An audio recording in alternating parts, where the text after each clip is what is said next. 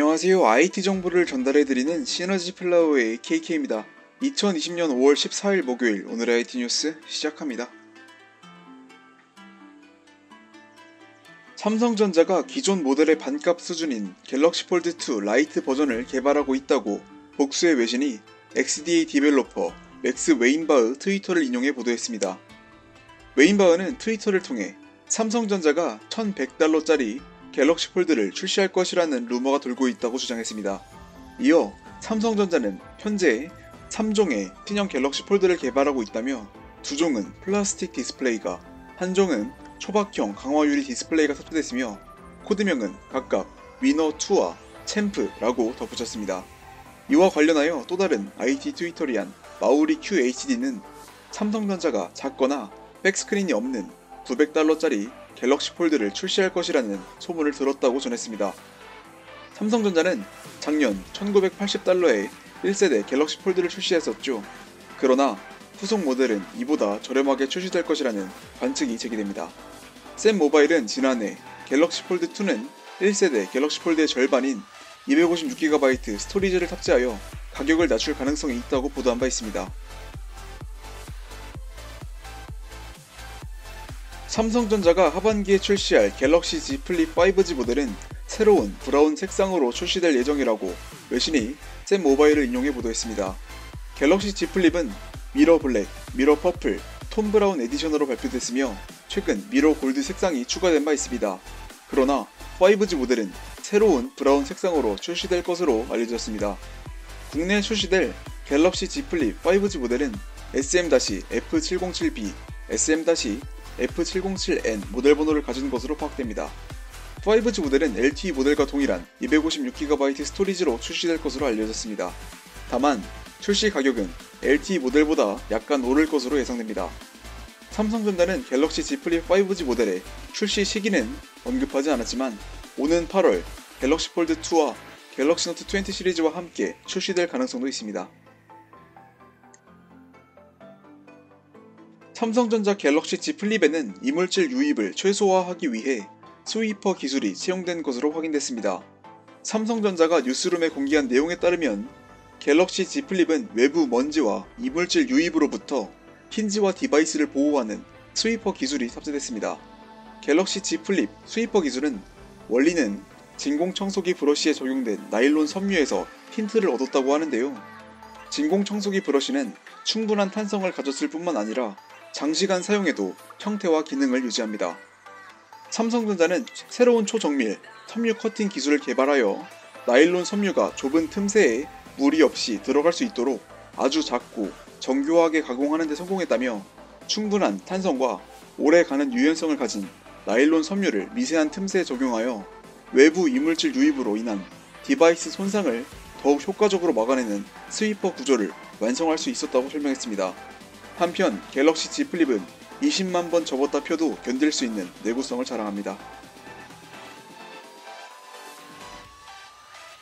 삼성전자 갤럭시 A51이 1분기 안드로이드 스마트폰 판매량 1위를 차지했습니다.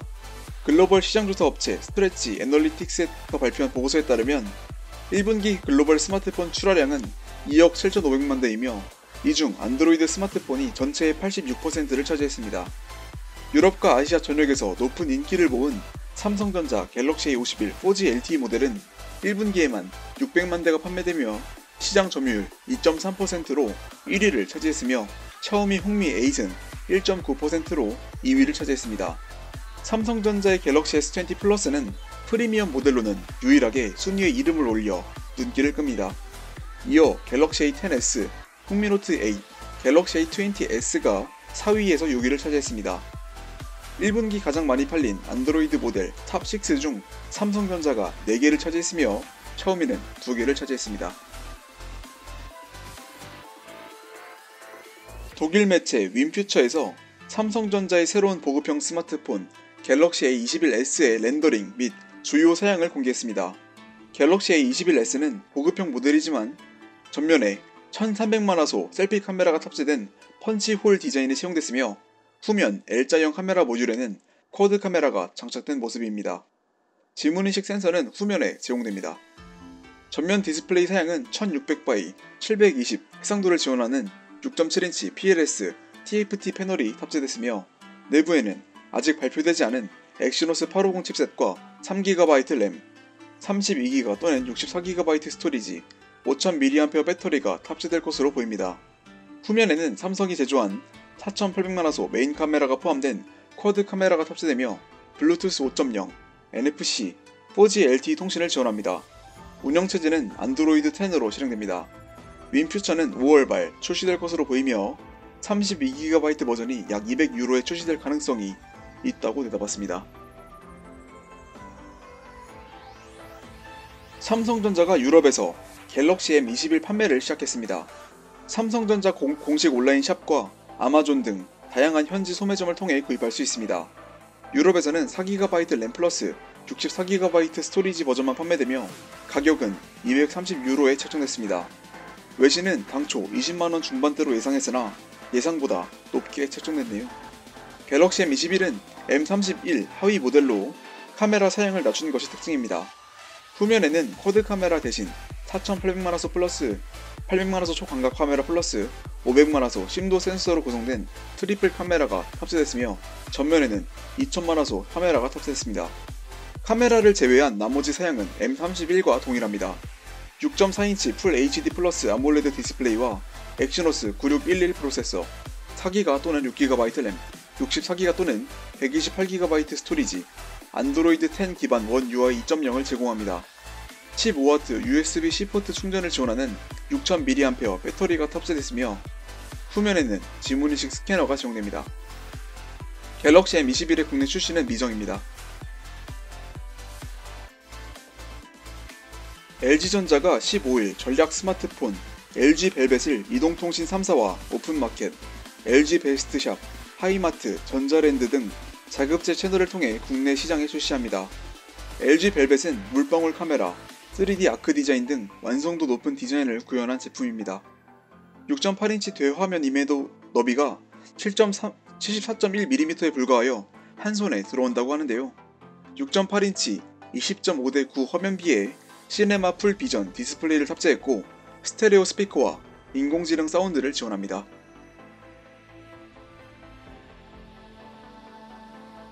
(1분기) 소니 스마트폰 출하량이 사상 최저를 기록한 것으로 전해졌습니다. 외신은 소니 1분기 실적 발표를 인용하여 소니 스마트폰 출하량이 40만 대를 기록했다고 보도했습니다. 소니의 올 1분기 출하량은 전년 동기와 비교하여 63.7% 감소한 수치입니다. 소니는 당초 1분기 70만 대 판매를 목표로 세웠지만 코로나19 여파로 사상 최저 판매량을 기록했다고 밝혔습니다. 소니 스마트폰 출하량은 해마다 반토막씩 줄어들고 있습니다. 2017년에는 1350만 대를 출하했으나 2018년, 2019년에는 각각 650만 대, 320만 대의 엑스페리아 스마트폰을 출하하는 데 그쳤습니다.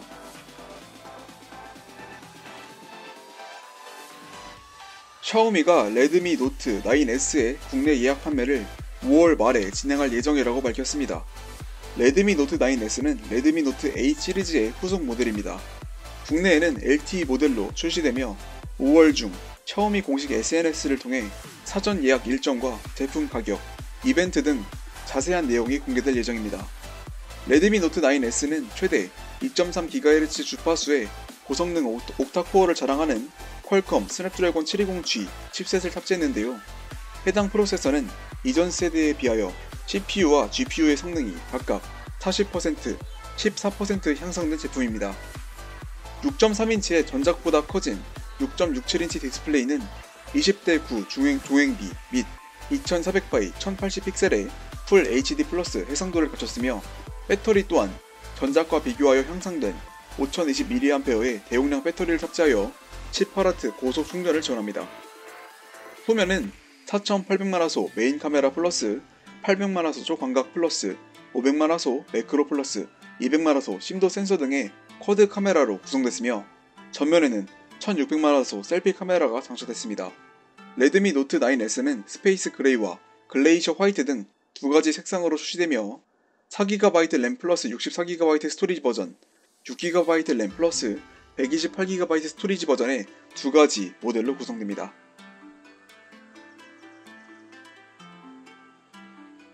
마지막으로 태블릿 PC 소식입니다. 애플이 지난 3월 공개한 신형 아이패드 프로용 매직 키보드가 일부 서드파티 충전 액세서리에서는 사용이 불가한 것으로 나타났습니다.